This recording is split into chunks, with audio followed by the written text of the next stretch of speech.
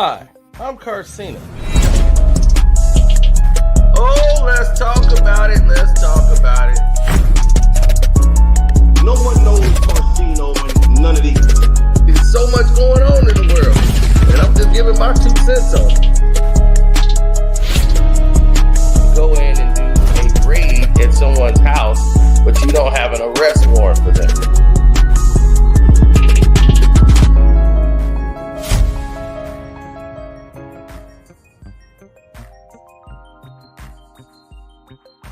Hello, world. What's good with it? It's yours truly. Look, this Michelle Beadle, Stephen A. Smith situation, I knew it was going to get under his skin. I knew, like, the hair on the back of his neck, I knew this was going to blow up.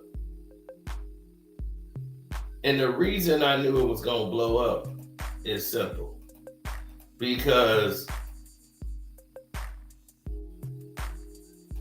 these people don't seem to understand. When you talk about merit, when you talk about making it, or you're talking about the sheer dynamics of a situation, you want to do what's best for you and the next best thing, right? That's the scale you want to see. Michelle Beadle felt wronged by Stephen A. Smith. Period. That's it. So if you're looking for anything other than, there is no other activities that need to be mentioned. Besides the fact she felt this is the person y'all are pushing me out the door for. So when she made that rant, when he signed with that company, you could tell her disdain is so pent up against Stephen A. Smith, especially with what happened with the podcast show. I knew that rant was going to get under his skin. And no matter what busy schedule he has, he was going to find a way to respond. And he did. And I must admit, it was a very interesting response. He made some valid points. And we're going to hear some. Nevertheless, it didn't stop people from coming at me. And one of those people was a lady by the name of Michelle Beadle.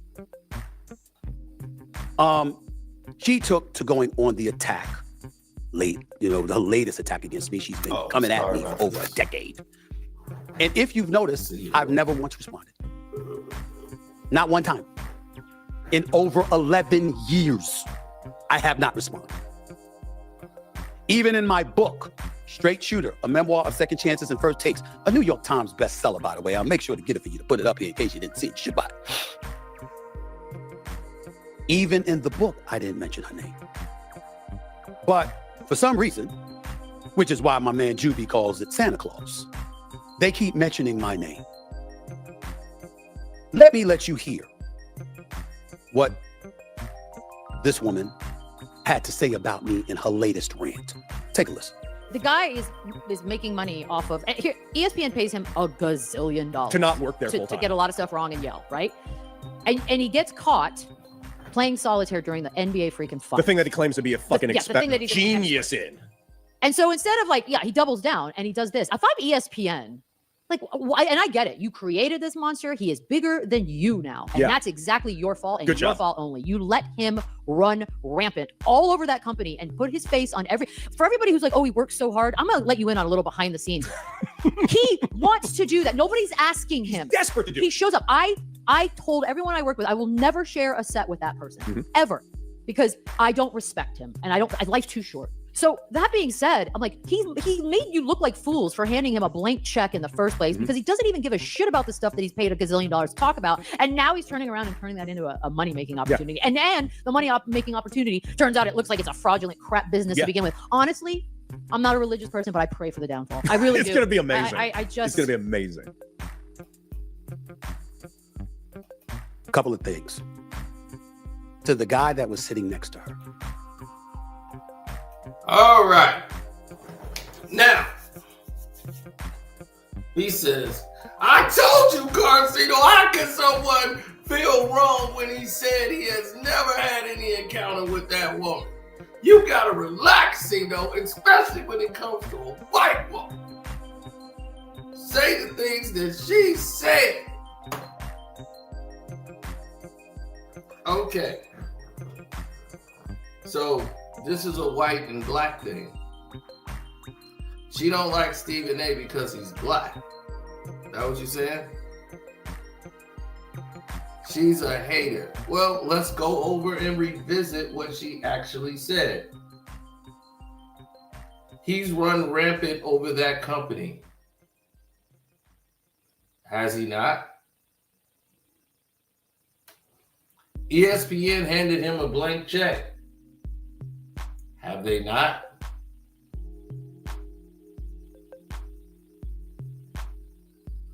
He's run that company into the ground. Has he not? What did she say that was inaccurate? First Take is the biggest joke on ESPN. That show is trash. And it has been trash for about 5-6 years. Probably longer. They revamped it to like a spinning world chair of a Joe Budden podcast show. That's like me listening to Joe Budden all day. I can't listen to 6-7 people talking about a bland subject. It does not require 6-7 people's involvement.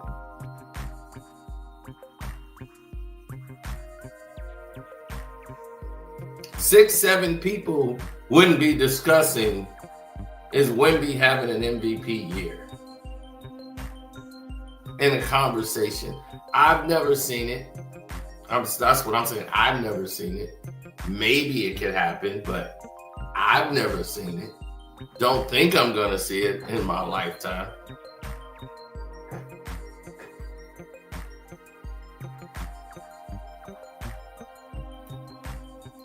You made this a black and white thing. But who does the more curtailing to white people in this situation? If we gonna play that game. Since we gonna play the black and white game, who curtails more to the white man? I'm sorry, let me flip the mirror. No, come on. You can hear it. There it is. Now, who curtails more to the white man? There you go. Who does more to curtailing the white folks? So, I'm supposed to get behind a man that throws black people under the bus so he can live it up and hee-haw with the masses. Why'd he go and get other people that's trying to get off the plantation and bring them back on the plantation? He run the tail mass. So I'm supposed to get behind him because another white person don't like what he's doing.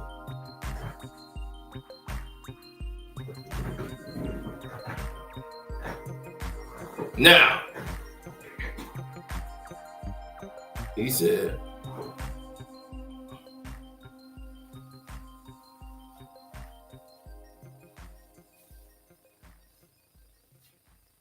well, if the problem was with ESPN, which obviously it is, there's things that that person know that went down to curtail for him. And right now, her show was removed from Sires Radio, and they lost a time slot to Stephen A. Smith. How convenient.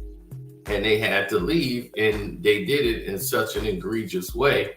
It seemed like a shot at her. So if we're being fair in the criticism, we have to.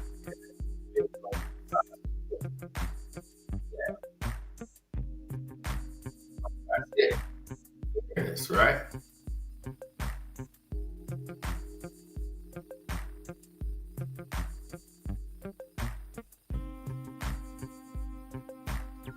He's laughing all the way to the bank, but yet he don't have any time to spend it. See, the name of the game is time for dollars. Okay? I talk to billionaires. I go to the conventions. I speak to guys who make billions. The Shark Tank crew, I've had conversations with them. Robert Horvath.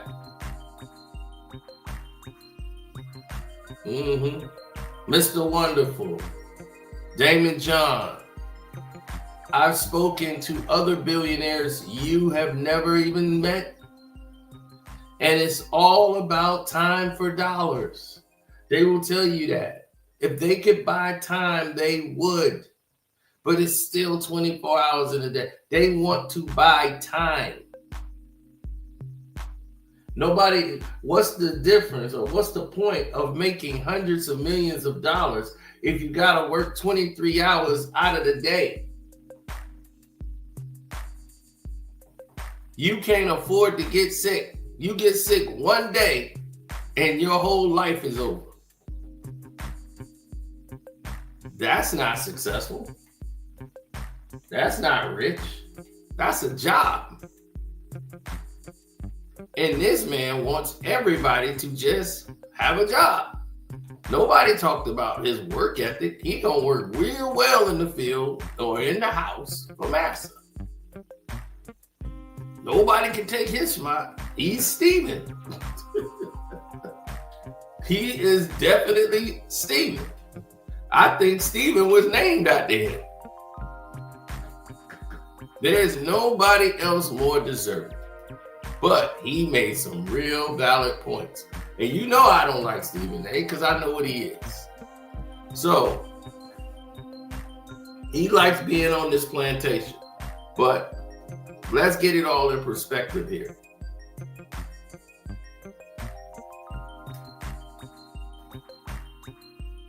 Right, and have more time to do what you want to do. That's what it's about. You're working hard so that in the future you have more time. That's what retirement was for. Retirement means like I've given you 50, 60 years of work. Now I'm retired, so I don't have to work no more for nobody. Done with work. Now I can spend my glory days relaxing, traveling. Why do you think people, as soon as they retire, they travel? Because they ain't never seen nothing but work for 50 some years. And then they live probably 2 more years and they go.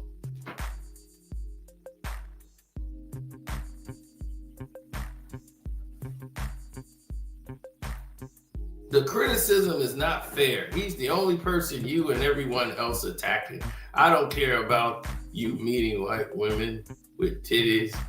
That's the problem. No, white men with titles. That's the problem with our community. You hate your own. Damon John is a black man. I've met Hiro Natatachi, who is a Japanese billionaire. I met Nigel. Okay?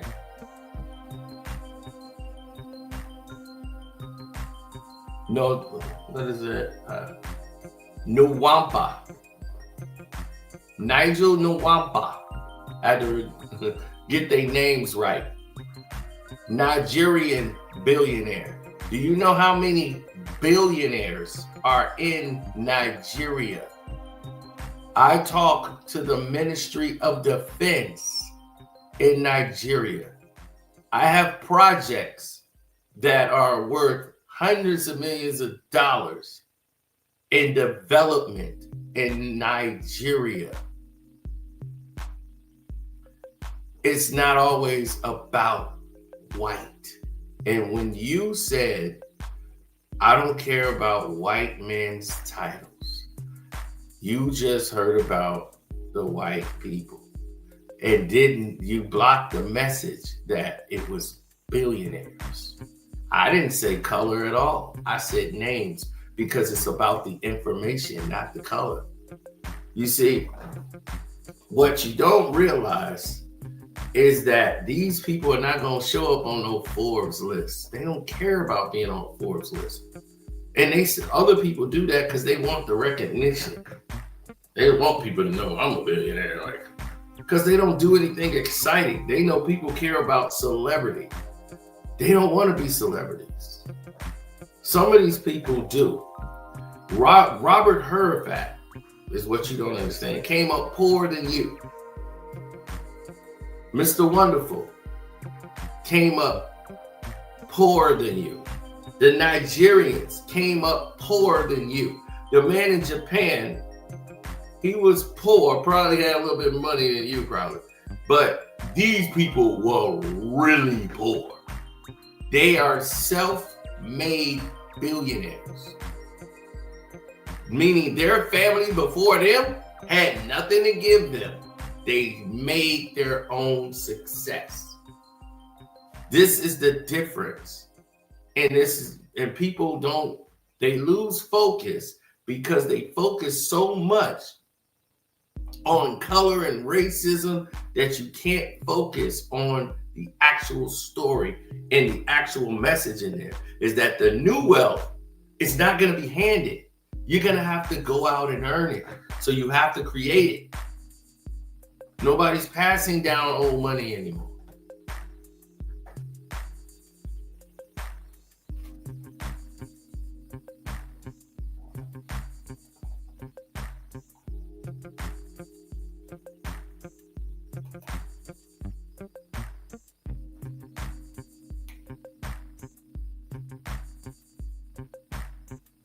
Who's ever lying is worse.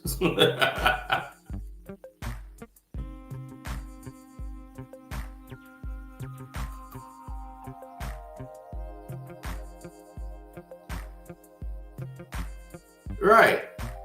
Do you know? All you gotta do is go watch the movie Mandingo.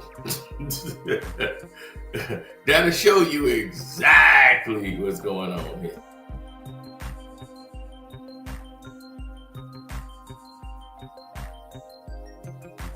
Now, Stephen A. Smith, a man I don't respect or like, because I'm a black man. I think he is cancerous to black men. I think he is horrible. I think he says what the boss's agenda against black men right now. This man said Kyrie Irving should retire. This man has said more egregious things to have black men and sponsorship stay away from them and use ESPN's multi-million viewers in their platform to do that and assassinate the character of black men. But then would go on his podcast show, which doesn't have millions of viewers, to apologize. But never would do it on that big stage because he's a coward. And because of that, he don't want to lose that big check, that money that he can't see. Because money is not what he's chasing. He want to be in that chair with that shirt on and be a beacon for white folk. He complained about Jason Whitlock, but yet he's trying to be Jason Whitlock. Now he wants to talk politics like Whitlock and curtail his stuff for white people like Whitlock. So overall, you want to be Jason Whitlock. And you want me to get behind a black man that tries to make other black men look bad and run behind white men. What you doing? What you talking about, Willie? No. I don't preach for black men to be workers. I preach for them to be their own boss, like white men their own boss.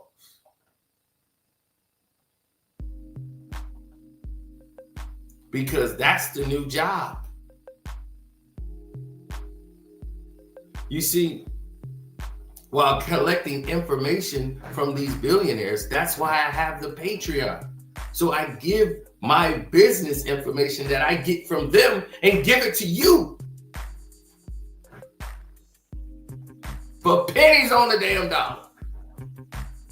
Then you will still have somebody say, man, them prices too high on the Patreon, man. Price is too high.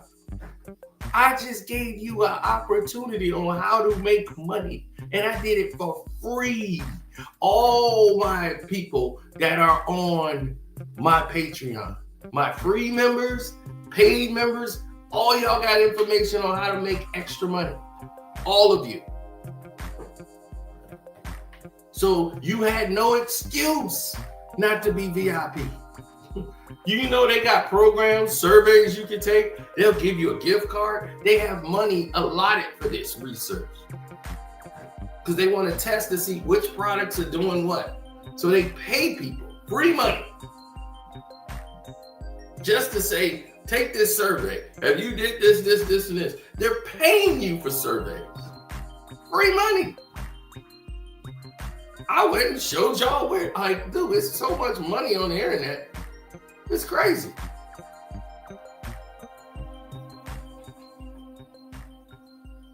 Now, getting back to this topic here, Stephen A. Smith had a point about Michelle Beadle and Corey Decker. Let's hear what he had to say in this point. I don't know you from a can of paint. I think his name is Cody Decker.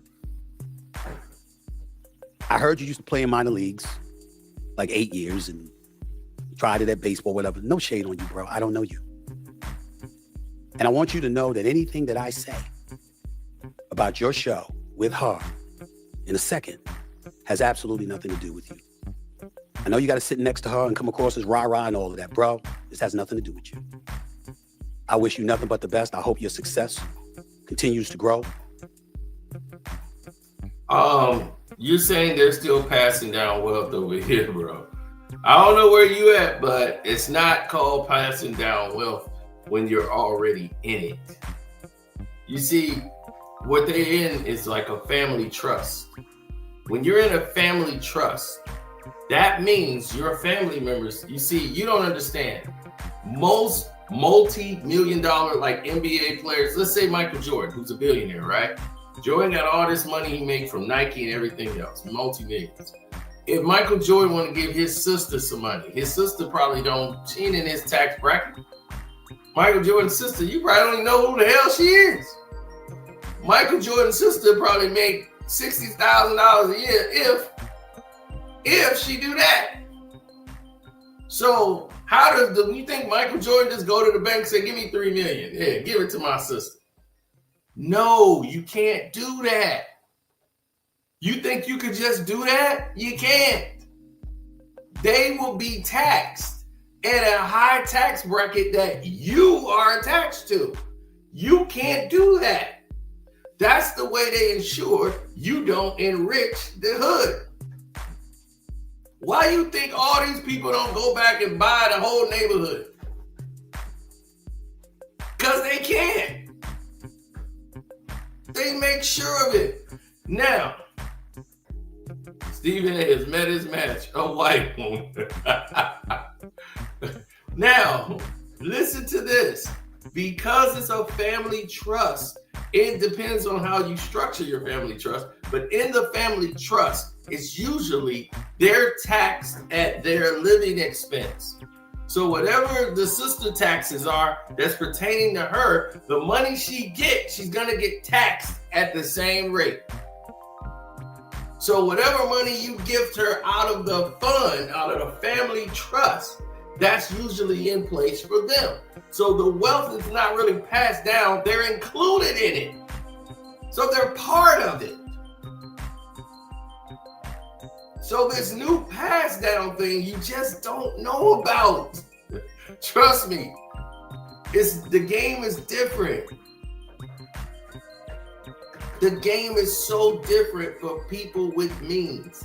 And with people without, that's why we have the Patreon to help you guys out with this type of information. Because we want all of you guys to succeed. Well, I do. I know he don't. And you make the most of the career that you're trying to have. Know you did short films, produce short films. Man, all the best to you, bro. I don't know you. Don't know you. My comments are strictly directed at this woman, who I will remind y'all I have not said a word about in over 11 years. I've never spoken about her. Do y'all know why? I don't know her. You would think there's some beef that's been going on and has been pervasive throughout the industry for years. It's all because of her.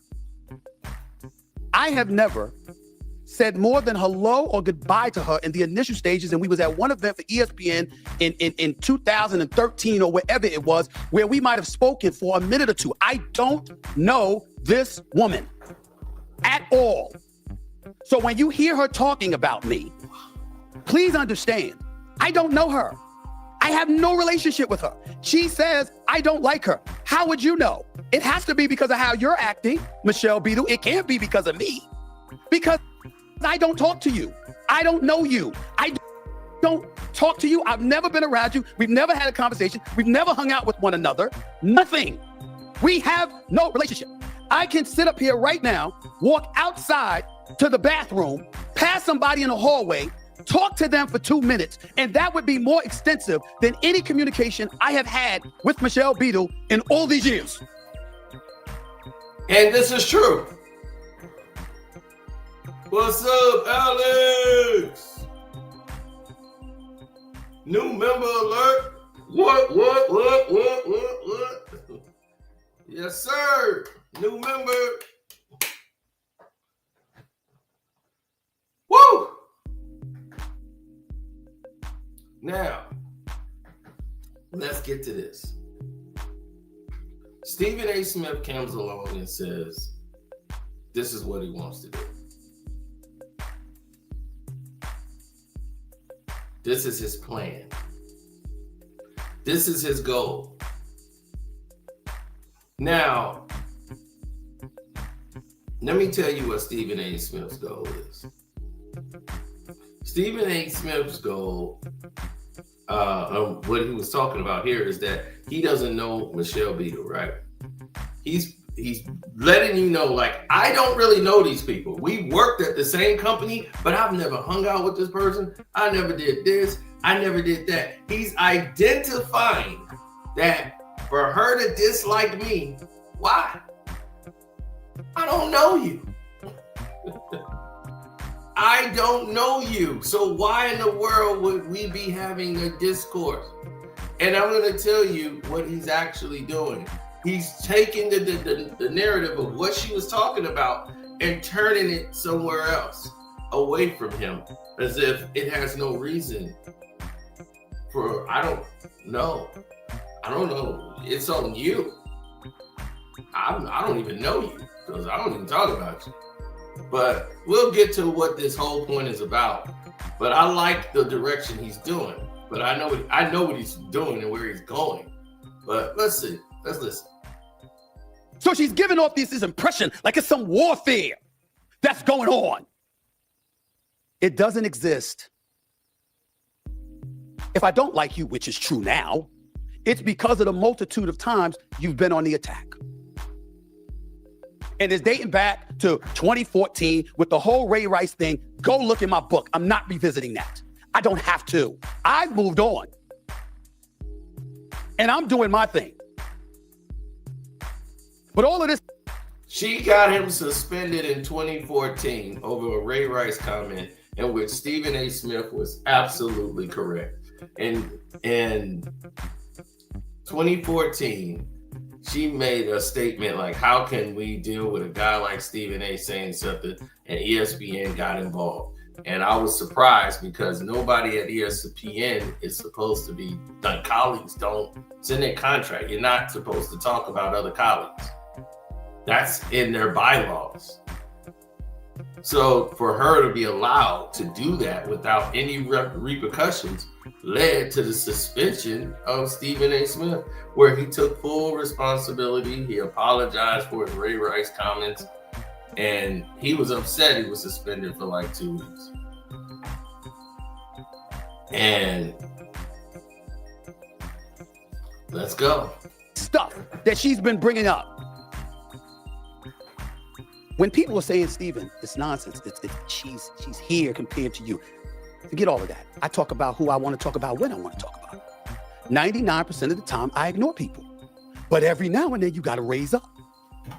And this is my time to do just that. Because this person is trifling. And I'm not going to go any deeper than that because I don't have to. But she is what she is. My work ethic, let's analyze that for a second here while you talk about your stuff. You are Michelle Beadle. You are on the record saying you refuse to share a desk. Let's talk about that. I do remember when I had some breaking news when you were on Get Up and you refused to have it aired because of me. Is that professional? Is that the right thing to do? Did Mike Greenberg feel that way? Did the producers at Get Up feel that way? Did the bosses at ESPN feel that way? See, I'm still there, you're not. Who you think they favored? That's true. Now that is true. Michelle Beadle is gone because she's a tyrant. A lot of guys didn't like Michelle Beadle. They started a rumor about her being drunk and belligerent at an ESPN event. You know, saying she wanted a sports player to grab her boobs and all this stuff. She said this was lies, and people who didn't like her at ESPN creating this narrative that never happened. And her reputation at the company was a sort, right? She didn't like Rachel Nichols. Rachel Nichols came in for her spot because she did the NBA. Rachel Nichols, her and Rachel Nichols' beef was going on. Rachel was friends with Stephen A. They had a relationship where she comes to do the NBA. She had LeBron and all these other people. But here's the thing, Michelle Beadle, that was her spot. She did the same acts to anybody who she thought was threatening her position. Rachel Nichols couldn't get anything from Michelle Beadle. And Michelle Beadle only got this position and got her leg up in the business with the NBA because her daddy, who owns a doggone petroleum gas company in San Antonio, is one of the boosters and supporters of the San Antonio Spurs. He knows the owner of the Spurs. So she got her career in media for the San Antonio Spurs. A leg up from daddy. Coming right out. She went to school for journalism. No one said she wasn't good at her job. She knows how to broadcast. But daddy gave you a leg up and got you on the big stage. You didn't work your way up. Daddy gave it to you with San Antonio. Now, me knowing that, I know what he's talking about.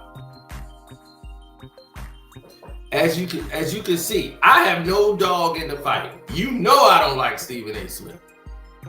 But I'm not going to sit here and not look at both sides of the coin. I'm going to tell y'all exactly what's going on. I didn't have to research any of that because I already know about Michelle Beadle. So this is why, and he knows about it. Stephen A knows that story. He knows what's going on here. He knows why she doesn't like him and everything. He tries to be oblivious to everything, but we'll get to that. Let's let it cook. You want to talk about me being in front of the camera? Haven't you tried to come back to ESPN? What they tell you? Clearly it ain't yes, because you ain't there. Could it be because of that kind of behavior? Because Cody Decker, if you're listening, since you work next to this woman was damn good at her job. She'll never say that about me. No problem. Everyone else does, and my paycheck shows it. You continue to live in your world. I'll live in mine. I don't know who told you you're good at your job. And what is your job? If throwing black people under the bus is your job, then yeah, you're doing a good job for them. So, and your paycheck reflects it. Exactly. He lives for a paycheck.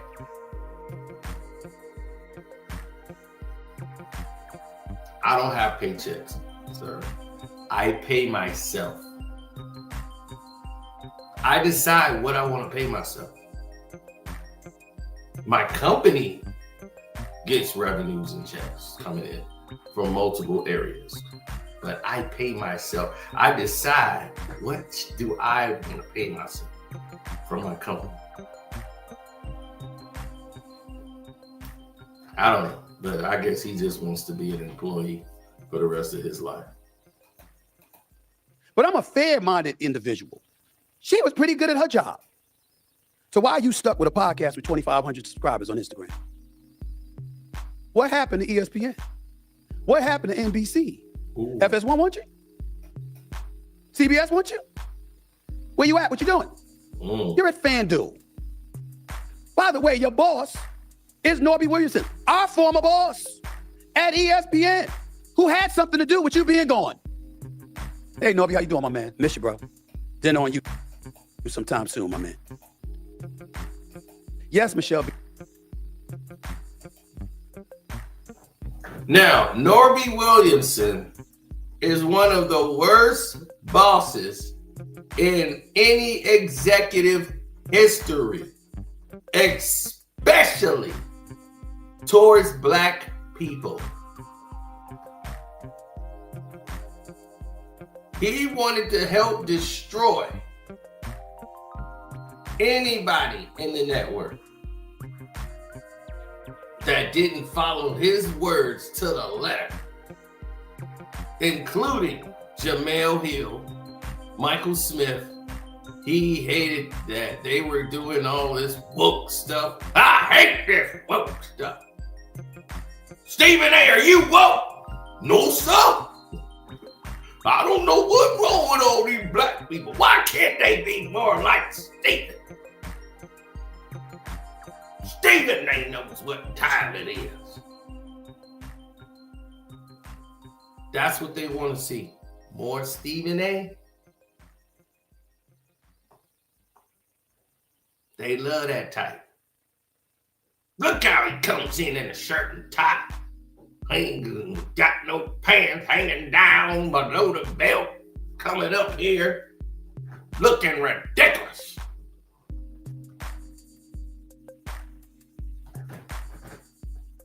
When everybody black had problems with Norby Williamson, they went to Stephen A. and said, how do I deal with this? When you had problems with Norby Williamson, that Norby and the rest of those guys got you out of there in 2009, Stephen A. Now, when you had problems with it, you went to Stuart Scott and said, what am I doing wrong? How do I navigate working with Norby? How do you do it? Now you're here boasting and trying to throw Norby Williamson under the bus, who quit ESPN because he couldn't tell Pat McAfee what to do. He wanted to dictate to Pat McAfee what Pat McAfee could do and what he can't do. And he can't. Why? Because Pat McAfee is his own boss. Everybody in his studio that works on his show, he paid. ESPN don't pay them. They pay his company. They partnered with Pat McAfee. So they got to pay his company. And Pat McAfee said, this is my staff. No one that works at ESPN works on the Pat McAfee show. Nah, he didn't want that. He negotiated for that power. Why? So that he could do what he wants to do and nobody can tell him the latter. See, that's how bosses move. He had something they wanted of value and he knew how to market to get it and get himself in a position where it makes sense. All the rest of these people are spiraling.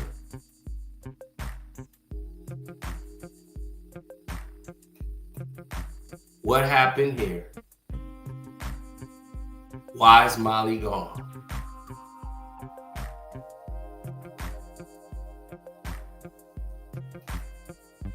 We'll get to that. We'll get to that. But let's not digress from said point. Continue. Beadle, I know your boss. I know him well. See, I know why you're gone.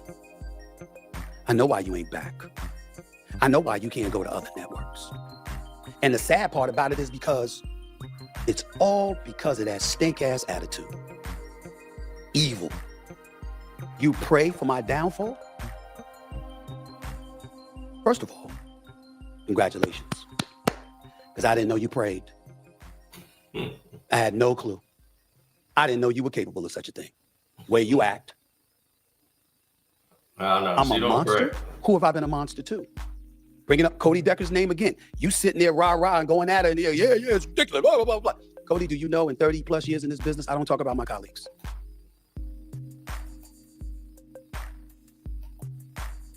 He don't talk about his colleagues. Yet he throws Max Kellerman on a bus. This man went on a tour selling his book, using Max Kellerman to throw him under the bus over and over and over again, saying he's my friend, but I'm going to keep throwing him under the bus.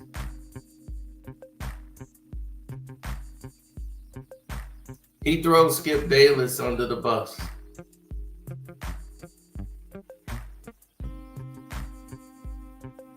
He volunteers information on his show without talking to Shannon Sharp, which was a total betrayal, repeatedly talking about his case when he wouldn't talk about anything that was revolving you and LeBron James. Until LeBron broke his silence and went on Pat McAfee's show. But when it was viral, he didn't talk about it. And you didn't pay him the proper etiquette of doing the same. So no, you're a liar. You do talk about colleagues. But I guess you mean former colleagues, right? Well, it's a former colleague. You're not a monster to people. Why Molly's gone? And she doesn't mention you. Why does Jalen Rose don't mention you? And he's taking shots at you. And you know where it was directed. And you know why. He doesn't speak to you. And he looked up to you because he thought you was a real one. And he was in position at ESPN and you weren't. You was on the outs trying to get in all the way back in 2009. You were an executive producer of First Take. If you wanted Molly there, she would have been there.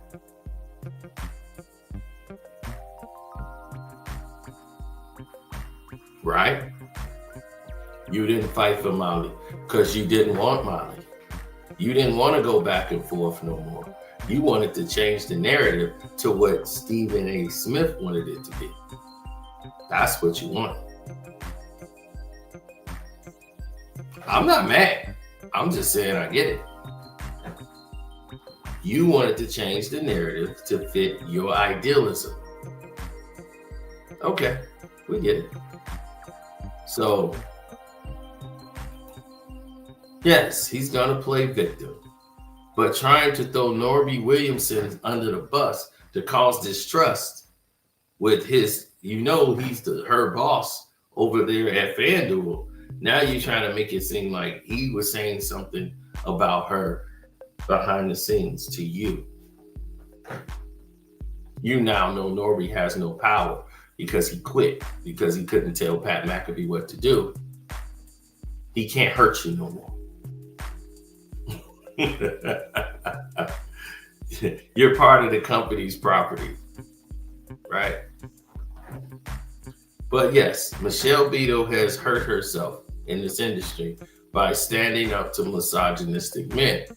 Now, a lot of crazy situations she created because she's a girl that seems like she wishes she was born a boy. And she's mad about that. And she always carries herself like she's mad at the world about something. And she's very driven and determined. A daddy's girl. Fierce, and she comes off as abrasive. And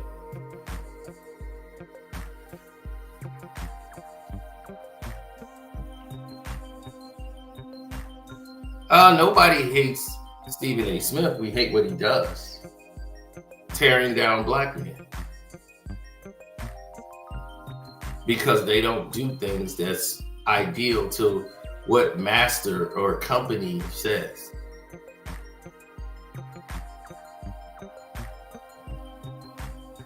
So, only when it backfired after attacking Kwame Brown again on his Stephen A. World show, and it backfired on him, the network told him, don't make him again on this show.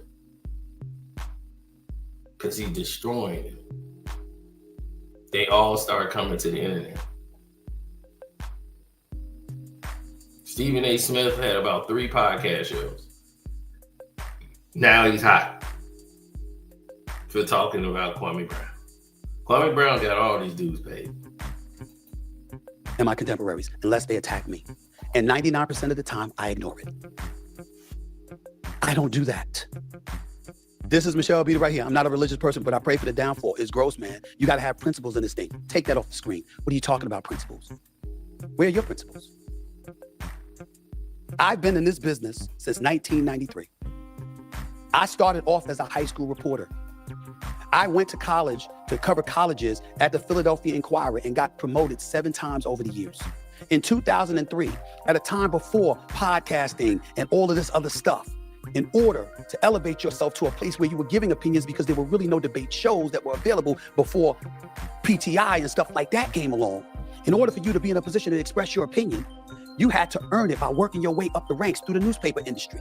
And at the time, there were only 20 African Americans in this country's history that ever became a general sports columnist. I was number 21.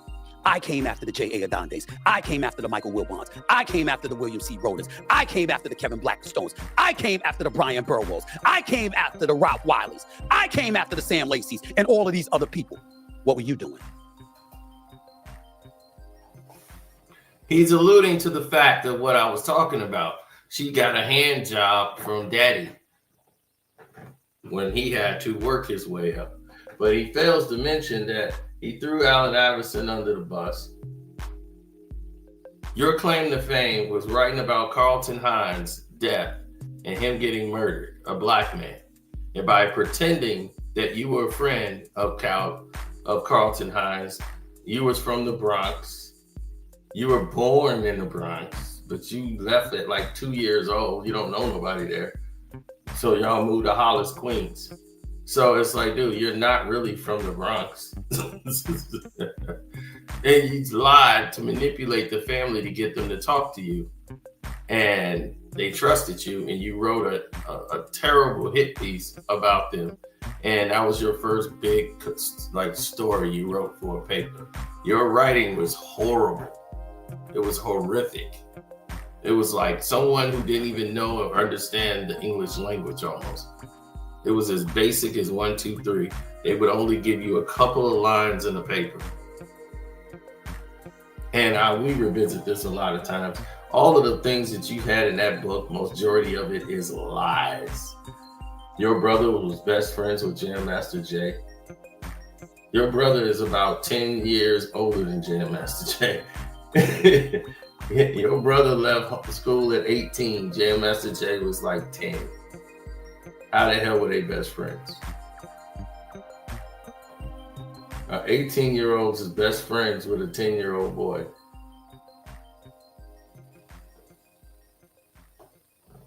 I mean, the things that he says is so off the walls because he knows people are not going to research it. The guys in the neighborhood knew that guy going somewhere. See, I heard your book. I heard it. There's so many lies you told. So many. I mean, from yes. But let's get into this. Stephen A. Wisdom State of Mind. You didn't know his book is fake? Stephen A. is not the writer he tells you to be. He's not the basketball player he pretends to be. He lied on Coach Gaines. He said he wrote the article that got the coach fired. And that's why they call me the straight shooter. You just named this podcast show Straight Shooter.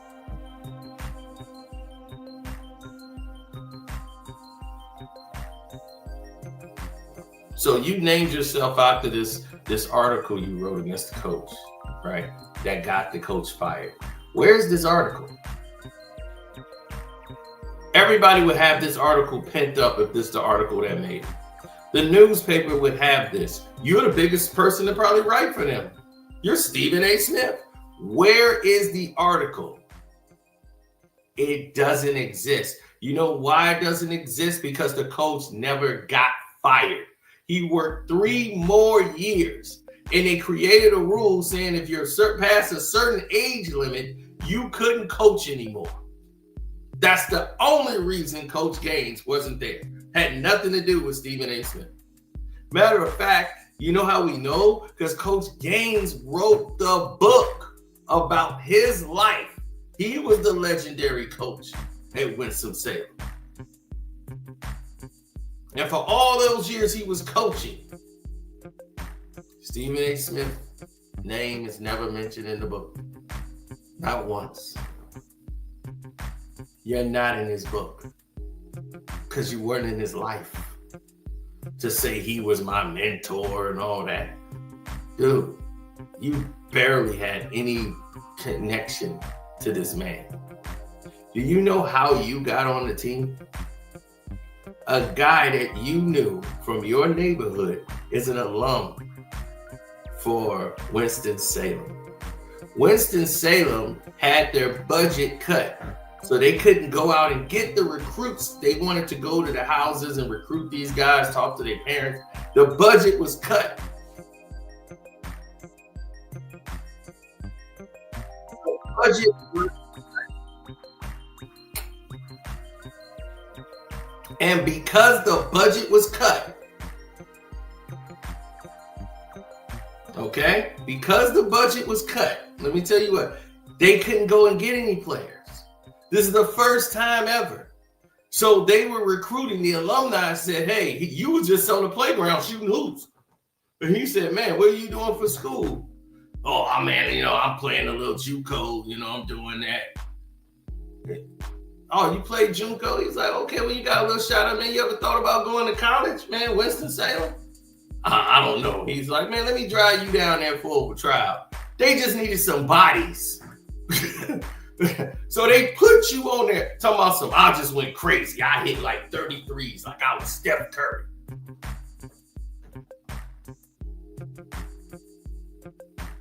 Really?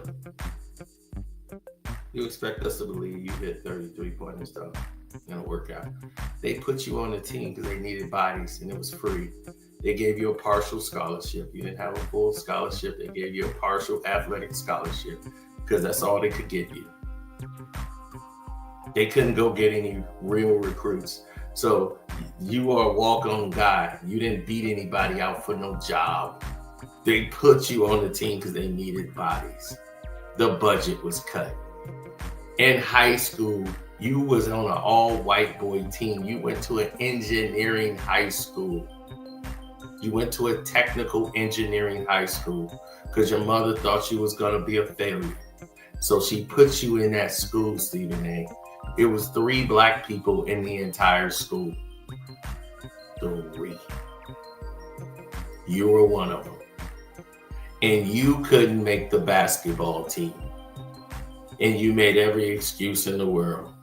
Oh, I got beat out. The coach know I outplayed that guy. You got beat.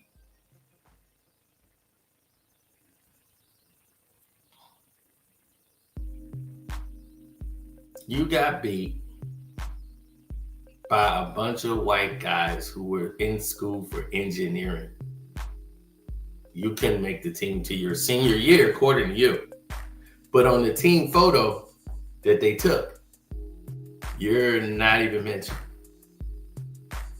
There's no record of you in a high school uniform for that school.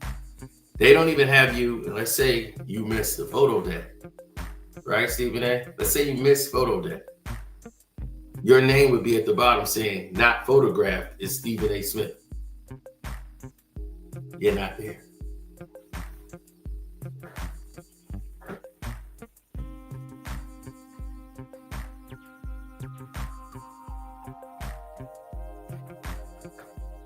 You're not there. These are the facts, Stephen. You failed the 3rd and 4th grade. You failed the 3rd grade twice and the 4th grade. You failed the 3rd and 4th grade. They held you back.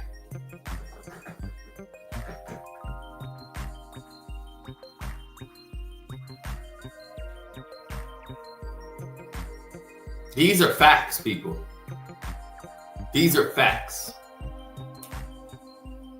So I know all about your life, even though you wanted to portray this, Stephen A. Because I know about people I might have to go after. As you can see with Gilbert Arenas, I know everything. That's why he can't, it's nothing he can do. He can't lie to me. He can't come after me in that way because he will lose. That's why he don't say nothing else about me. Because he know. I was talking to Kwame. Because you know, you can't win. And your dad told you, stay away from him. But you didn't want to listen. Now you know. Now, Stephen A. is a liar. At Winston-Salem College, he never played in one game. So him averaging 1 point in a game, those are false made stats that they put on ESPN. They had a thing where they were bringing him back to Winston-Salem College with his former teammates. Former teammates, they never played with you. You broke your knee in a practice, injured your knee, cried like a baby in a practice. You never played in a game. You was on the bench for one game.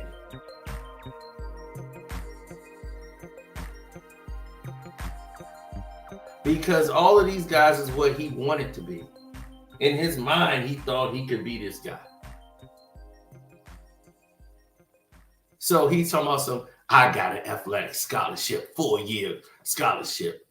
Wrong, lie. Didn't get 4 years. You was on a partial year-by-year basis, and they revoked your scholarship when you tore your knee up and you went back to go have surgery on your knee.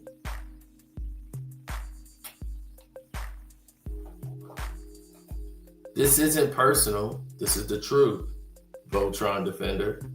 Now, the question you should be asking yourself is, why was he lying? Why is he lying about his past? Everything I'm saying, I got receipts. I got receipts for. You can't average 1.5. How would he average 1.5? He never played a college basketball game in his life. He can't average 1.5. He never played in a game. He was in a practice. He injured his knee and he practiced before the season even started, and he never played a game. They was like, hey, you gonna rehab, you gonna get back in there. He was like, went to the coach begging him, coach, man, I can still be on the team. I could just sit on the bench. The coach is like, nah, man, I gotta clear this spot up for somebody else. So we're gonna have to revoke your sponsorship. So he went all the way back home, mad. Then he had to come back to go in there and talk to the athletic department. And the lady who was in there, one of his teachers, was like, well, he is kind of smart and we want to give him a chance. You know, he's a student. He was there begging, I love college. I don't want to lose college. I love it here. And my family can't afford to go. So they gave him a partial scholarship for academics, but he had to work in like the library. So he had like a work scholarship. He did not have an athletic scholarship at Winston-Salem. It got revoked once he broke his knee. He had to go in and get a one for education. So him trying to say he got a scholarship for 4 years to play basketball, that just shows how he manipulates and lies. Tell the truth, Stephen A. Can you do that one time? Can you tell the people the actual truth? This is why I look at him, and when he talks, I know it's bullshit, because all he does is lie. Everything about him is a lie. He might as well be a politician. His whole life is a lie. You have lied so much that you can't even remember when you started lying.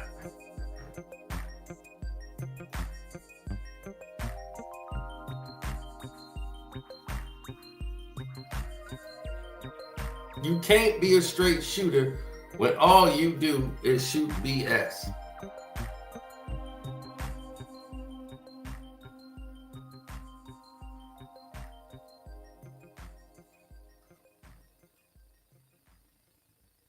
That's because when you go down the roads that they went down, it's all there.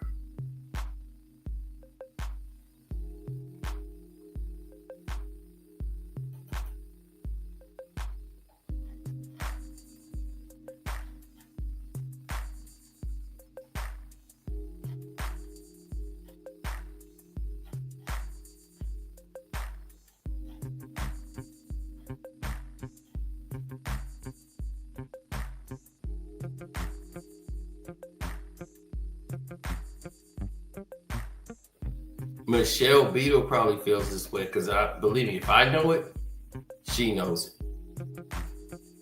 See, y'all want to talk and talk about my career as if I have no resume. I'm a black man from the streets of Hollis, Queens. How I get here if I didn't work my ass off? You think they were just giving it to me like I had some silver spoon in my mouth? It was earned. And then after the Philadelphia Inquirer, I was still doing Fox Sports before I ultimately got to ESPN. And yes, I do want to work right now. So what you think my contract is in the newspaper, they're paying me gobs and gobs and gobs of money, right? Wouldn't that be the perfect reason to just do my job and go home and look for nothing else? But It didn't stop me from taking a radio show here at Sirius XM. It didn't stop me from doing another political show at Sirius XM on POTUS Radio. It doesn't stop me from doing my production company and trying to produce scripted and unscripted content. Why? Because I'm a worker. I don't look for shortcuts. I work my ass off all the time. Exactly the point, right? You are a worker because you have no talent. So you want someone to cut you a check for life. You want a big check. Like, yeah, I got a big check. Yes, you got a big money that you won't be able to pass down to your kids. You are getting a big check that you can get fired. If the company decides, not you, that, you know what, you just ain't got it no more, we want to go in another direction, guess what? You're fired. You're fired. Now, Stephen A. Smith is boasting and flexing behind the money. Like, yeah, I work hard. No, you want that because you like to have your attention and your name out there because of your ego. This is what she was saying. Like, stop saying that ESPN is he wants that. Nobody's asking him to do any of it. That's what she said. No one's asking you to do nothing, Stephen. You want to do it. You want to do it. Nobody was asking for you. You wanted to do this.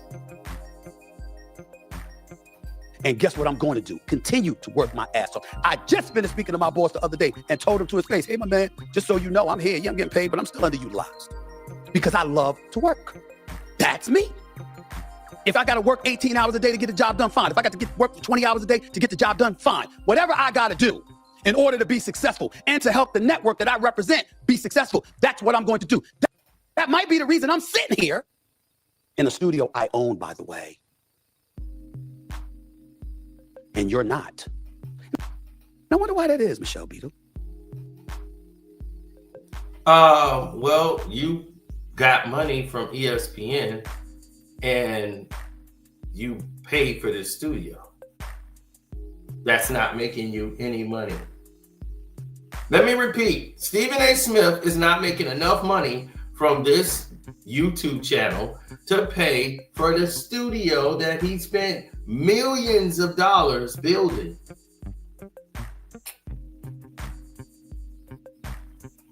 He's thinking about the company, how much money I'm making the company.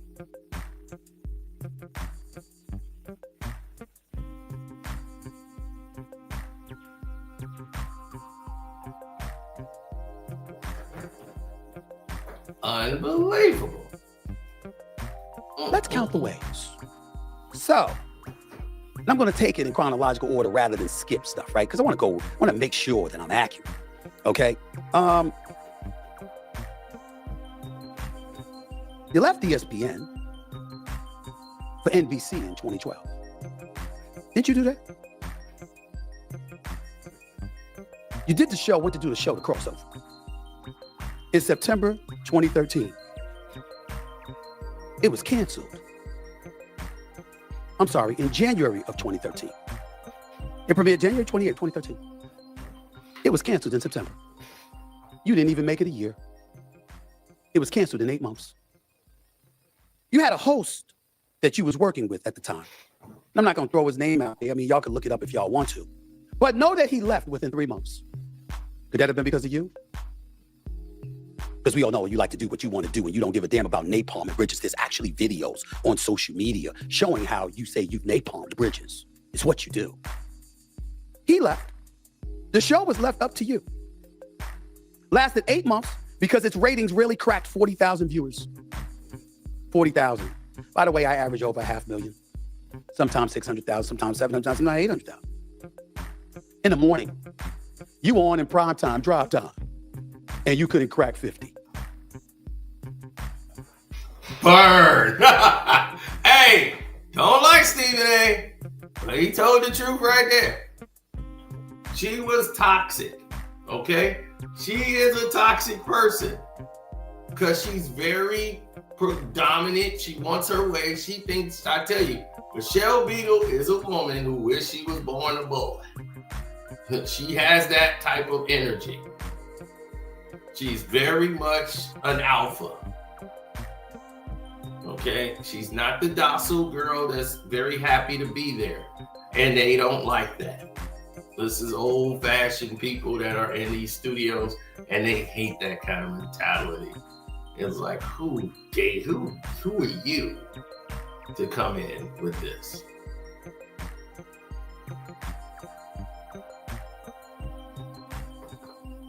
Of course, because we know what Stepehen A is. He's always going to back a white billionaire. Of course, he's going to back down. What did you expect? It's Stephen A.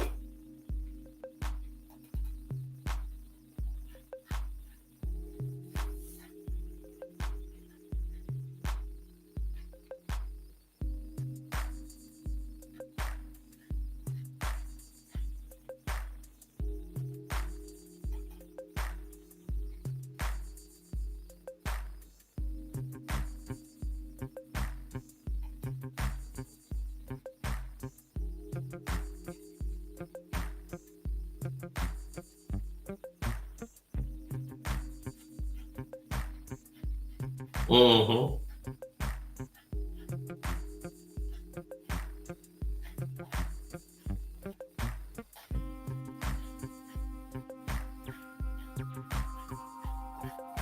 Yeah.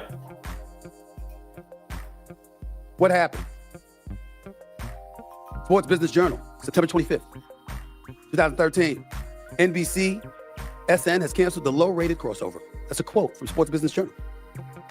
I will name the guy's name because I'm not throwing him out there or whatever like that. No shade on him, but the guy's name was Dave Briggs that you was working for that left you in 3 months. I don't know why. I have no idea. I can imagine, but I don't know. There's a program shift since you were hosting the show solo for the final months. A shift from sports pop culture hybrid to pure sports talk, then back again. A change that Beadle says later confused viewers and producers alike. So the viewers were confused and the producers were confused, but you wasn't. Oh, you knew exactly what you were doing. Okay. On why she left NBC after the show was canceled, quote, so when they canceled my show over there, I made it pretty clear that I would no longer be interested in doing anything for them. I think the idea was they were going to fill me in spots, and that's not why I left. I didn't leave the best sports network in the world to go be a fill-in somewhere else. It was kind of ugly and kind of tense. Just a couple of side notes. January 28, 2013, you premiered on NBCSN, 36,000 viewers in your debut. Your co-host leaves in April of 2013. Viewership dropped below 30,000. The format was revamped from June to August of 2013. You averaged 35,000 viewers. September 25th, 2013, NBCSN canceled show, quotes it as the low-rated experiment, Sports Business Journal. And then you left. And then you ultimately came back to ESPN. Crossover lasted just 8 months, blah, blah, blah. That's what happened. That's what they're saying here, okay? We also know that you went to Get Up. And we know that story with you and Get Up, okay? But here's a couple of things. It talks about how Skipper wanted you to come on board. Now 5 months into the show, so that lasted NBC 8 months. Then you come to ESPN and you Get Up. And 5 months into the show, I'm not saying that it was in that order. I know that you did NBA and stuff like that, but it's neither here nor there. You have another show, and it's Get Up with you, Greeny, Jalen Rose. We all know that Jalen Rose knows his damn basketball. We know what he was there for. We know that Greeny is the ultimate host, one of the most consummate professionals any of us have ever seen in this business.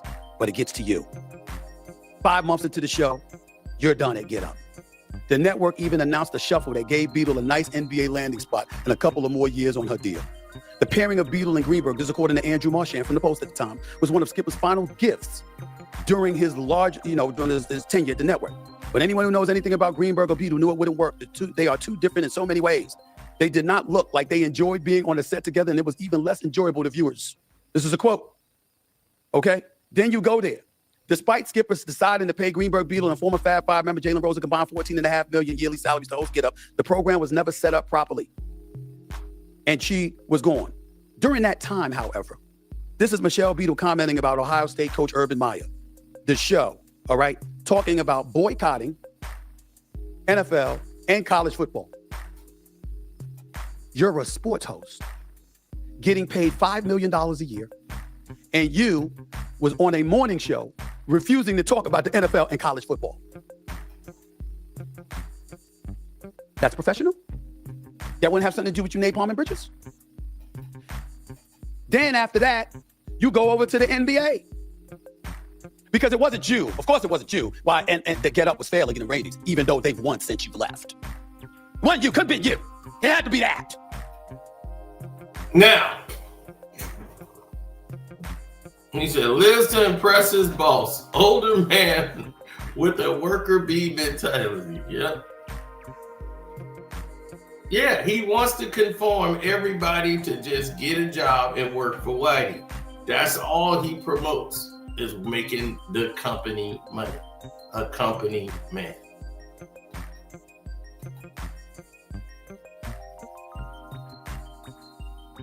Now, what he's saying here, no matter how goofy he looks, he's making valid points.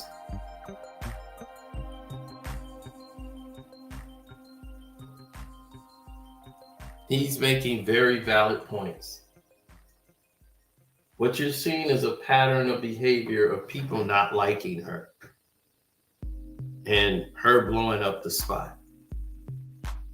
And when you start getting into your 50s and 60s and you're still trying to figure it out, there's something that went wrong there. Because she is in a relationship business. She's not a singular person.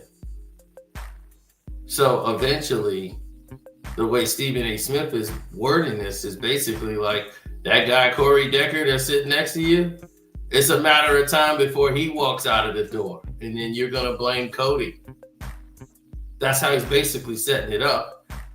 You know, I know where he's going with it, but that's what I'm saying. He's setting this up in such a way that this would be the dynamic. But I digress. You go over to the NBA, and you're gone within a year, 2019. And what did you do when you left?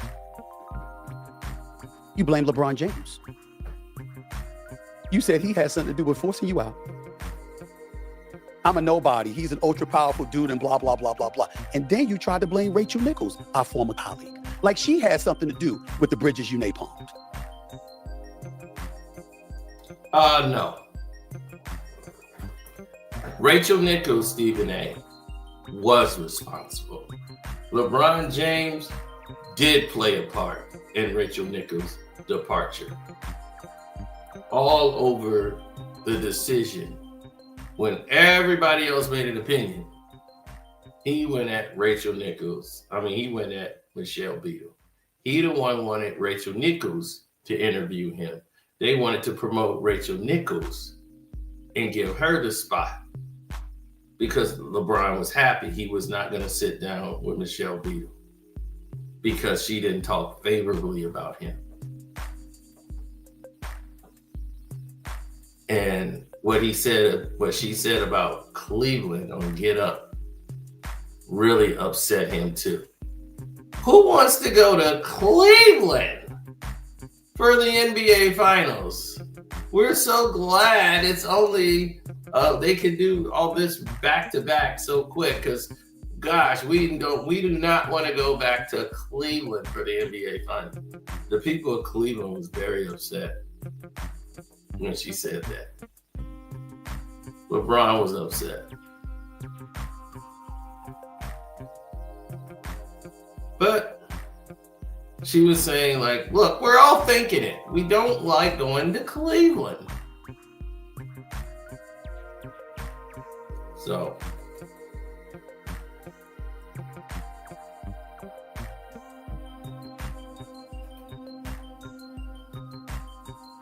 that was goals. Now we're talking about my work ethic and how they don't want me. I want to be on camera. Would ESPN let somebody on camera because they wanted to be on camera and not because ESPN wanted them to be on camera? Does that make any sense to any of y'all in the industry? Are y'all going to sit back and just let her get away with that nonsense? A network puts me on the air because I want to be on the air, not because they want me on the air. Like they want to pay me the money they paying me. Really?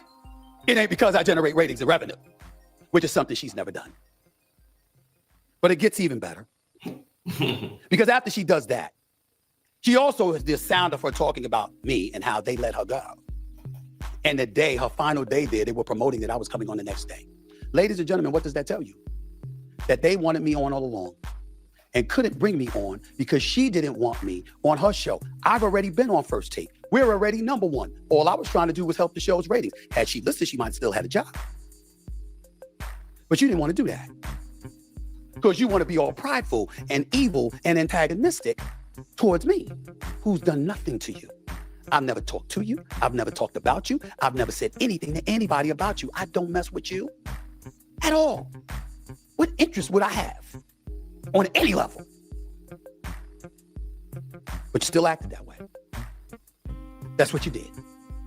And when they promoted me, it made you sick to your stomach because at that moment you realized they wanted me on. Ladies and gentlemen, I always make guest appearances on Get Up throughout the years. But that particular year that they let her go, the ratings were bad. And there was a new regime that took over, overseeing the show and everything like that. And they said, we need you on every day.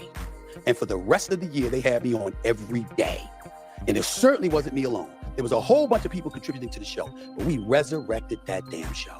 And now Get Up, outside of First Take, is pretty much the top rated show in the morning, across the board in all the sports, with Mike Greenberg leading the way, along with his staff, doing an absolutely fantastic job. Most importantly, they're happy because bad apples got out the door. I'm not telling you what they said, I'm telling you what I feel. So now that we get that out the way, that's one place where Beadle was replaced. Hey, he cooking her. Hey, he cooking her up. She wanted this smoke.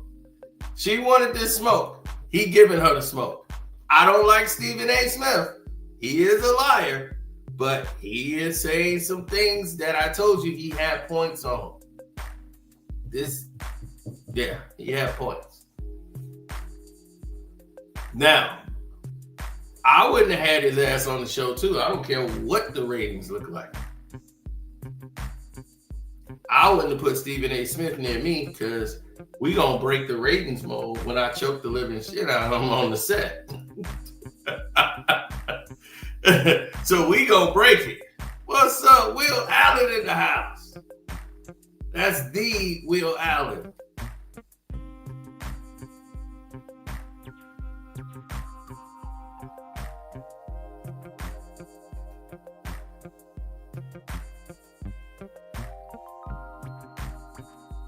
I just can't stand anything about it. Same here, Lady Blue. Hey, Lady in Blue, see, we know because we know what he is. He's a company man who leads blacks to the slaughter and would tear down any black man doing anything, just like he went after Jasmine Crockett. The way he went after her. She's a minority person in Congress. Her role is small. She has no real power there.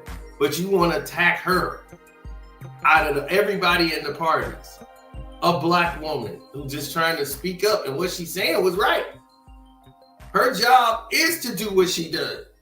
It's call out the injustice. Her job was to call out the indifference. Her job is to say, hey, this ain't right. That's her job. She's supposed to do this. What is this fool talking about? I was like, dude, then he ended up having to apologize because all the now you have black women who don't really pay no attention to your ass paying attention to you. And they go, oh, I didn't know he was like that. So then, instead of doing it on ESPN, he go on his show. And because of that, I got to step back. I had to look at myself. And now I got to apologize. No, you saw them numbers in decline. All of these so-called numbers you think is because of you. It's because of me. The numbers went up. First Take numbers didn't rise at all because of you, and you were there. When Max Kellerman wasn't there anymore and Max left, the numbers was up when Max was there. When Max left, the numbers didn't jump up out of the building. They were tanking. The numbers didn't make a jump till you got Shannon Sharpe, and they doubled. That's called moving the needle. It eliminated Fox when he was over there. That's moving the needle. He did what you do, and he doubled it. Your show has never touched 1 million homes until Shannon Sharp was there. Once he left, those numbers dropped dramatically. Now he's getting his money on the internet. But see, this is where your money means nothing, Stephen A. And the power you have, you don't. You can't make a goddamn decision up there without the bosses, the two white boys on my right and left, Jimmy Pitaro and Bob Iger. They gonna make the decisions. The white boys. The white boys. The white boys. They on fire. Now, this is where your money don't matter. This is where you being a good old boy don't matter.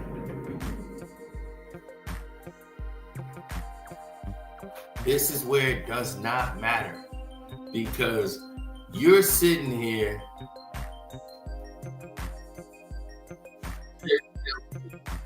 they inspire you to Gilbert Arenas. I said, Gilbert Arenas, this is what's wrong with your 50%. It's 50% and 100% of nothing. Ha ha! I said, well, that 50% is only if you align in a toad and you're doing what they need you to do. The moment they feel like, why are we paying 50% for this?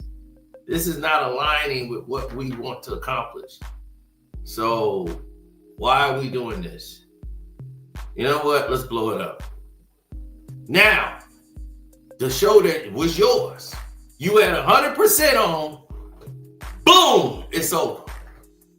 No more show. There's no more show. So now you're back to zero. You went to all of this, back to zero.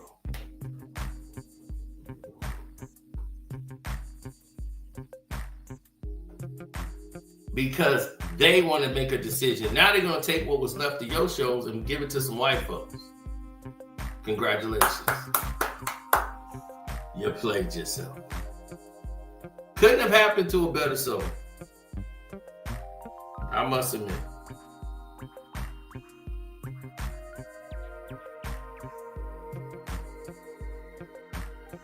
Why are these people sending me this?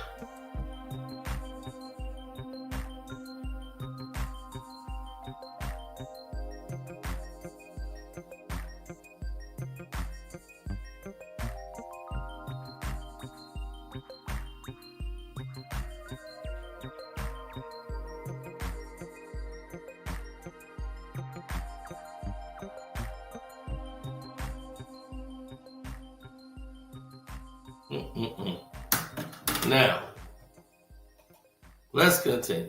We don't know what happened to MSNBC, SN, and stuff like that because, you know, the objective was to get rid of her because it just wasn't very good.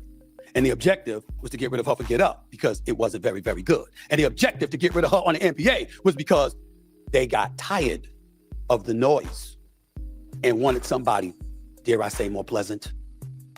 I'm only guessing because I never asked. All I had to do was look and see. Why does that matter? Because here we are talking about Sirius XM. Ladies and gentlemen, as shocking as it may be for you, I had no idea that the Stephen A. Smith Show on Sirius XM, Mad Dog Sports Radio, 1 to 3 p.m. every weekday, re-airing 6 to 8 p.m. every weekday, was her time slot, because I never paid attention. I didn't know that was her show. I had no idea when Sirius XM came to me to ask me to do the time slot. And then even once I found out, this is the business that we're in. You're assuming you got a contract, they'll reposition you, you'll get another time slot, another contract, another channel, whatever. You're not thinking about anything like that. Did you tell them what happened, Michelle? Did you tell them that once you learned the news, you went Hollywood Reporter, it's embarrassing, and all of this other stuff? Did you tell them all of that? I just want to know, did you tell them? Because you see, these things are important. I want to know if you were open and honest. Did you tell your audience what you did? You went on the air, not just talking about me, talking shit about SiriusXM. You had a contract that was still due for months for you to be on the air. And they told you to get the hell off the air now because of how rude and disrespectful you are. Did you get the money back? Because see, I work for mine. When I get a check, it's because of the hours I put in. When you left ESPN, did you give back the money? Did you sit up there and say, this is my final day, so I don't need to buy out? Or did you take that money and live off of it for years without working? What'd you do? When SiriusXM, when you just got off the air, and I started in September, when you were off the air, June, July, August, into September, you didn't get a check? You talking about me who works for my money, you were getting paid for not working.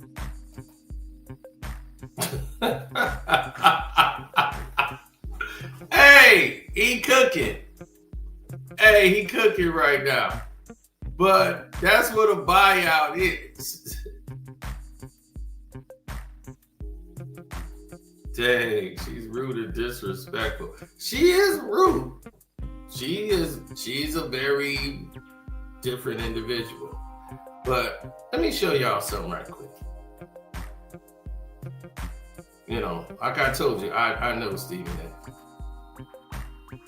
You have never seen that picture of Stephen A before. This is his, supposedly his college, right? Something seems weird about his picture. That don't look like the photo for Stephen A. Smith. It looked like they enhanced it. And he was wearing Winston number 20. Stephen Smith. Right? And they put Stephen A. It looked like somebody drew him into this. Right? This was the team, and this is from the yearbook. Stephen A. Smith is not mentioned in any of these things. So when I tell you I got the facts on you, buddy, I got the facts on you.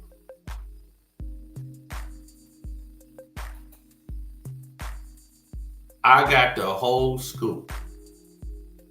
And you know it. When I say you threw black people under the bus,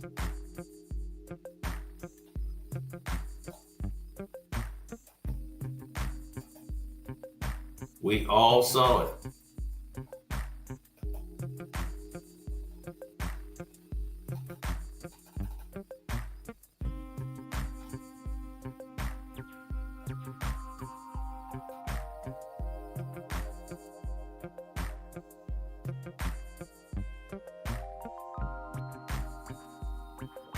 Mm-hmm.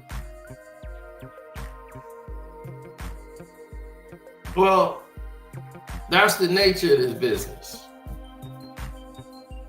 The liars lie to continue the narratives that they want to keep spinning. I didn't know that you resembled a college coach with a buyout and they get paid for not coaching. That's you. That's who you are. Mm-hmm. So let me say this.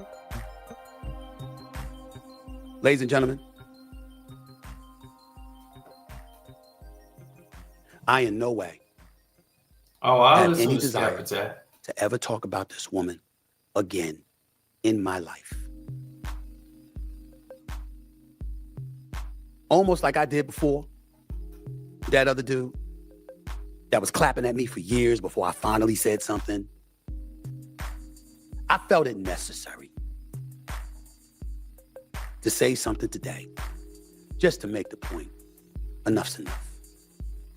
Enough's enough. I'm not dealing with this nonsense. I'm not gonna let people sit out here and think there's some kind of relationship that went sour and that's what's gonna be going on. I don't know this woman. I've never spoken to her. I've never bothered her. And part of the reason is because to call her out, I would have to incriminate others I don't want to incriminate because of the things I know. And I don't want to do that to another person. Mm. But she's talking about ethics and work ethics. Leave it ambiguous. She'll get paid for not working. She cares not what she says or how she says it or how she talks about whoever it is that she wants to talk about. It's LeBron James' fault. It's Rachel Nichols' fault. It's Stephen A. It's Sirius XM. It's ESPN. It's NBCSN. It's never, ever her. She is a waste of my space that I will never allow to happen again. Ain't nobody scared to talk. Ain't nobody scared to clap back. I just got bigger and better things to do. But I just felt like after over a decade of being attacked, enough was enough. I wish her nothing but the best because I pray all the time to a higher force. And under no circumstances do I wish evil or failure or misery upon any human being. I would never pray for your downfall, Michelle. I would never pray for you to fail. I would never pray nor celebrate the fact that you are not as successful as you once were. I wish you nothing but the best. Stay the hell out of my life and I'll stay out of yours. I have no desire to talk about you or to you ever. But that doesn't mean I'm wishing you harm. I'm not going to call you a monster. I'm not going to wish failure and your demise. I'm not going to be evil and unfair and unethical. I'm not going to encourage people not to hire you. I'm not going to talk about you stealing money when you don't. I'm not going to sit up there and ignore your resume. I read your resume. It is what it is. You did a good job on Sports Nation. You did a good job when you were interested on NBA Countdown. You've just never done a good job in getting along with the people that you work for, which is why you, according to your own words, has napalmed bridges. That's you. Don't hate on somebody who was fortunate enough to resurrect my career and not make the mistakes you made. Live your life and let others live theirs. I wish you well. God bless. All the best to you. Now let me get to somebody I do know. At least I thought I knew. Now,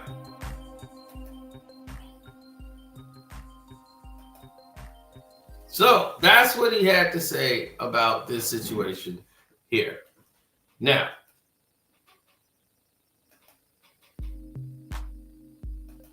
let's get into the other stage. Does anybody know who that is? Or what this is? This is Stephen A. Smith's school, Thomas Edison High School, the engineering high school he went to, where he was this basketball savant. This is the Far South, or JV, junior varsity team.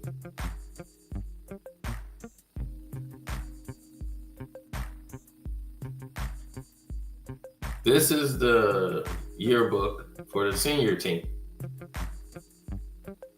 at the engineering school. Stephen A. Smith could not beat out any of these white boys to get on the team, but he was Steph Curry. Look at this. Where are you, Stephen? You're not mentioned at all.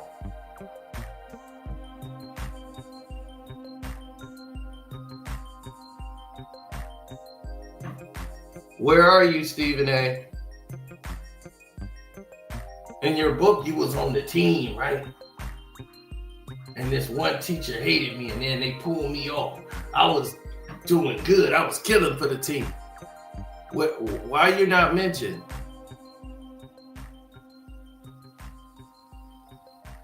The bottom team is the varsity team. This is the varsity team. Above is the junior varsity team. This is the varsity basketball team.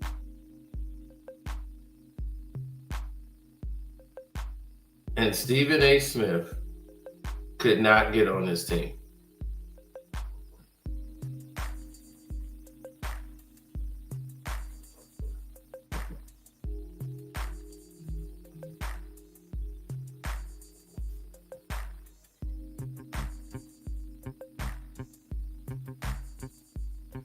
So we're supposed to believe this guy when he was a senior, he couldn't make this team.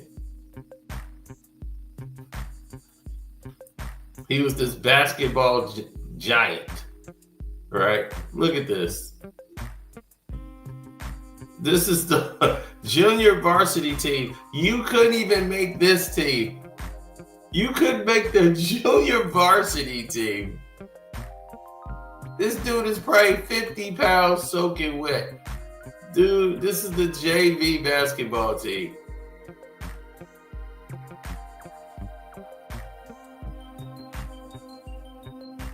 And this is the varsity team.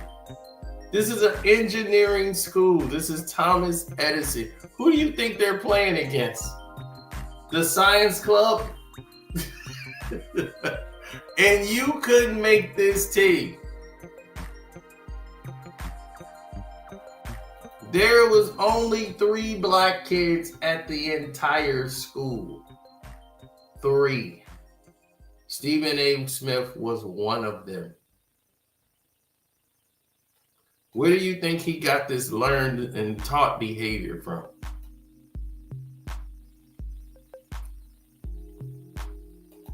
Stephen A., I know your history, so you can't lie to me. Everybody else you could lie to because they don't know you. They're not going to research. They're not going to care enough to research you.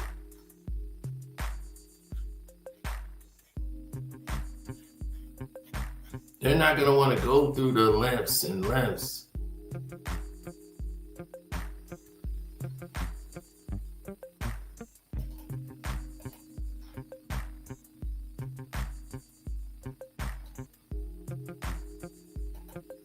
Everything that Stephen A. was saying in his book just doesn't make any sense. Now, let's take a look at something I don't think I've ever shown y'all. A special thanks to my Thomas A. Edison High School buddy, Jeff Brown. We lost touch when he went to the Navy, but reconnected in 2000. Nearly. We have been inseparable ever since, courtesy of his lovely wife, Nina, and their 2 beautiful children, Nicole and Nicholas, who host me for Sunday dinners every time I'm in LA, and who I absolutely love being around. The Browns are my second family. My love for them, my trust in them, knows no limits. Who the hell is Jeff Brown?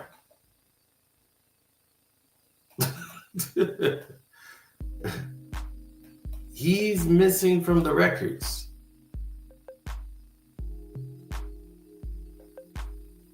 I don't even know if Jeff Brown was ever in the Navy.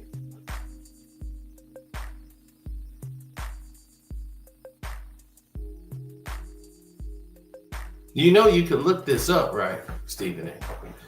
I can go to the FOIA, which is the Freedom of Information Act, and request an assertion on whether Jeff Brown indeed served in the Navy.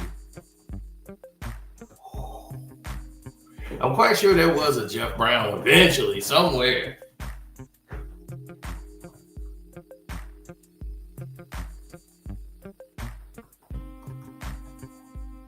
But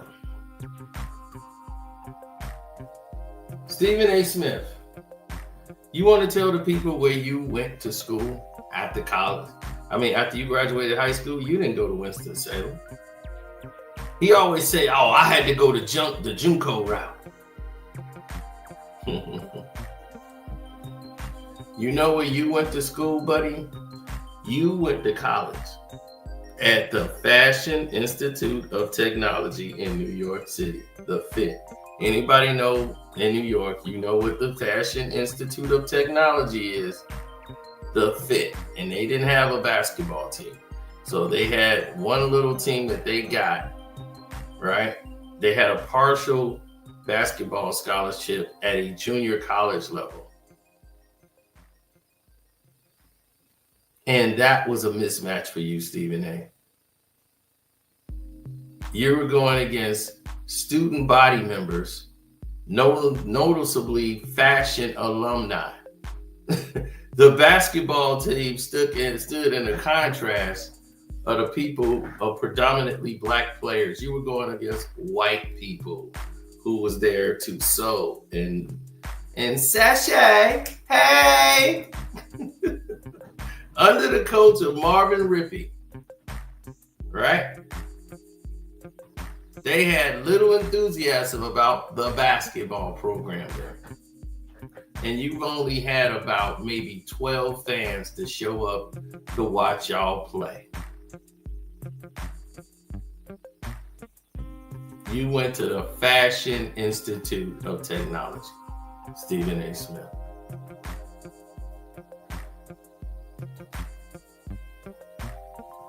Why you never mention that? You know I'm telling the truth. You went to the FIT, the Fashion Institute of Technology, under Marvin Rippey.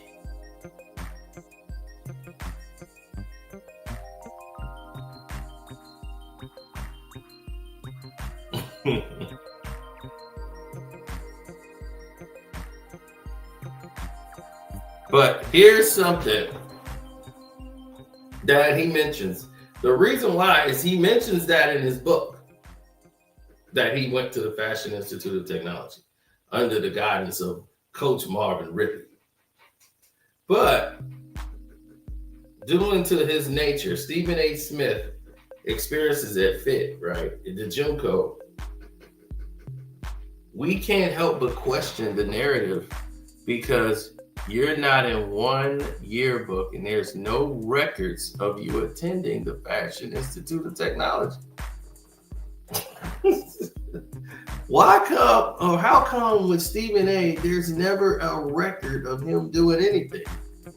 There's no records of you doing any of it.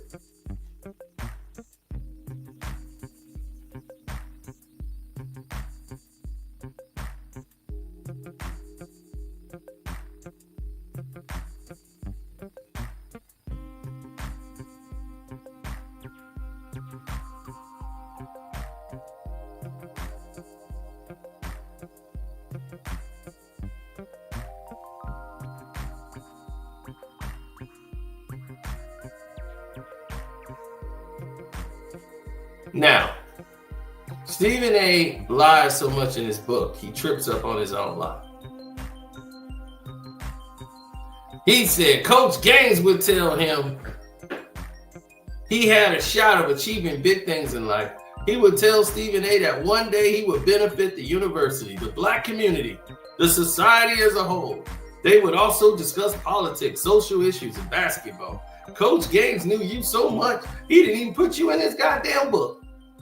And you the probably the most famous person Coach Gaines know that have left there and became real famous.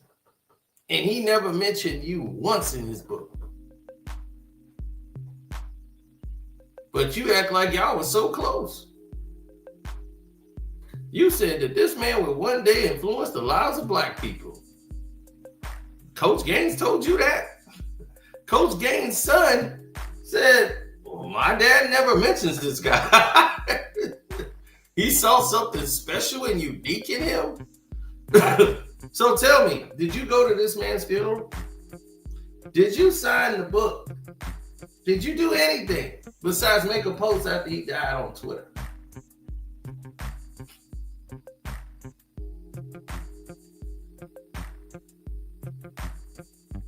Now, in his book, Stephen A said he was sitting in the office every day, every single day, where his future was honed.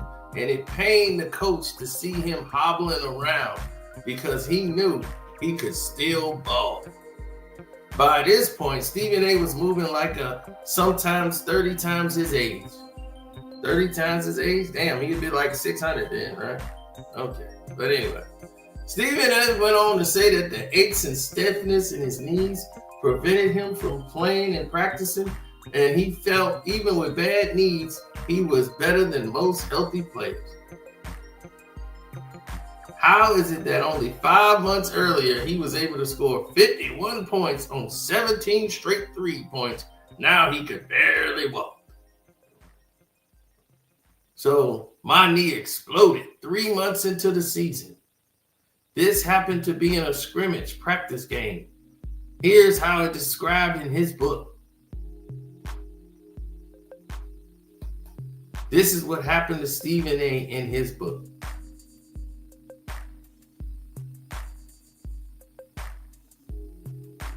Stephen A. said, I took a passing stride while I was sprinting up court on a fast break towards the hoop. As I rose to the rim, I heard a loud pop that echoed an otherwise empty gym like somebody had jumped out of a bubble wrap.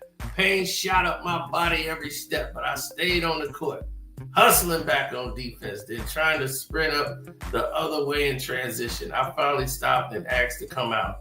I hobbled over to Coach Gaines, and for the first time I heard it pop. I looked down at my knee, swollen 3 times its normal size.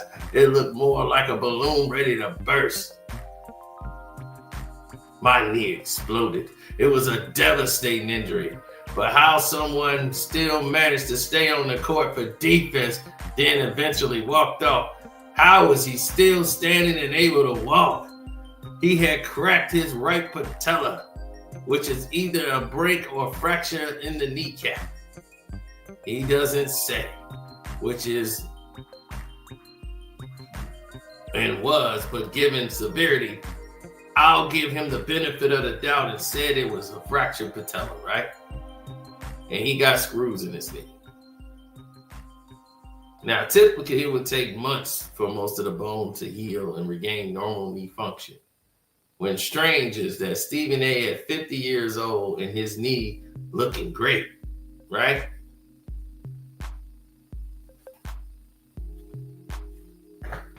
For 3, got it! Fear the beard.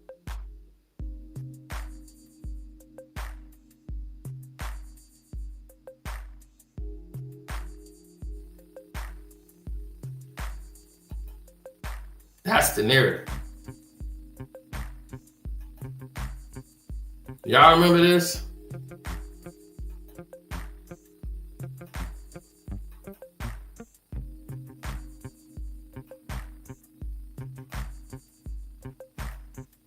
That was Stephen A. at like 50.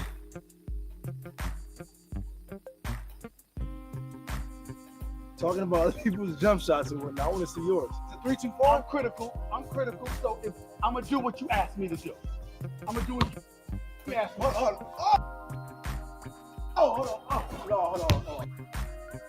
What? Best out of 5. Yes, one more shot. Yes. Best out of 5 from the 3. This is bang. No warm up. You warmed up. You warmed up. We'll get your badges too. Oh.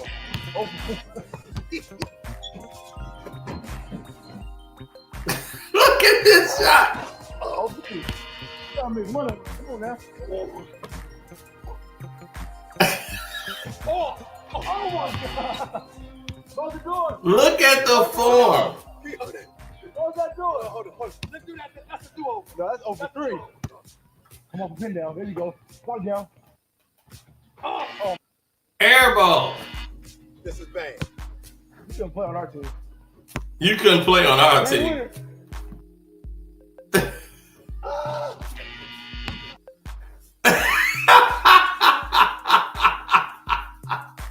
Now, this man hit 17 threes earlier.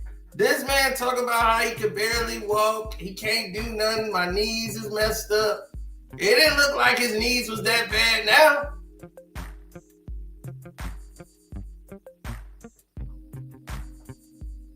Only thing bad is the way you shoot.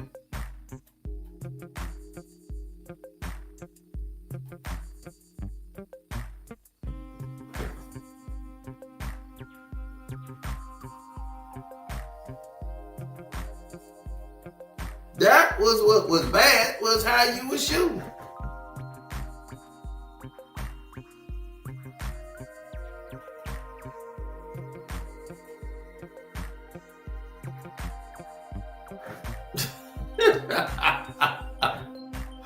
So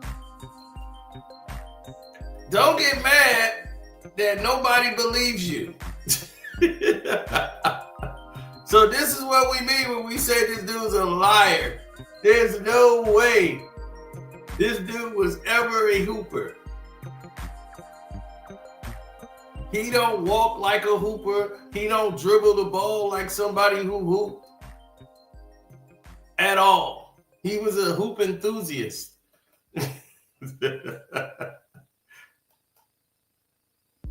It is like, we get it. You want to be down. You want to be that guy.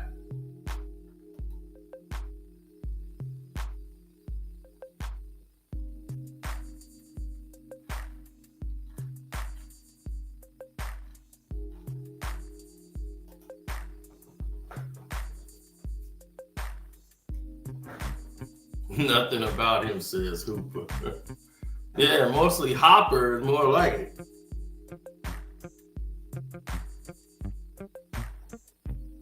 But that's what I'm talking about. When it comes to his mentality and what he was talking about, as you can see right there, that is the Stephen A. Smith we know.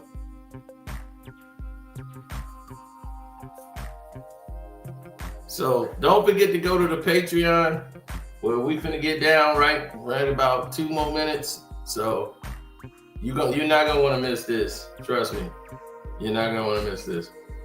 I'm out. I ain't even telling you what it is, but let me tell you, you don't want to miss this. Charles Oakley, you did it to yourself.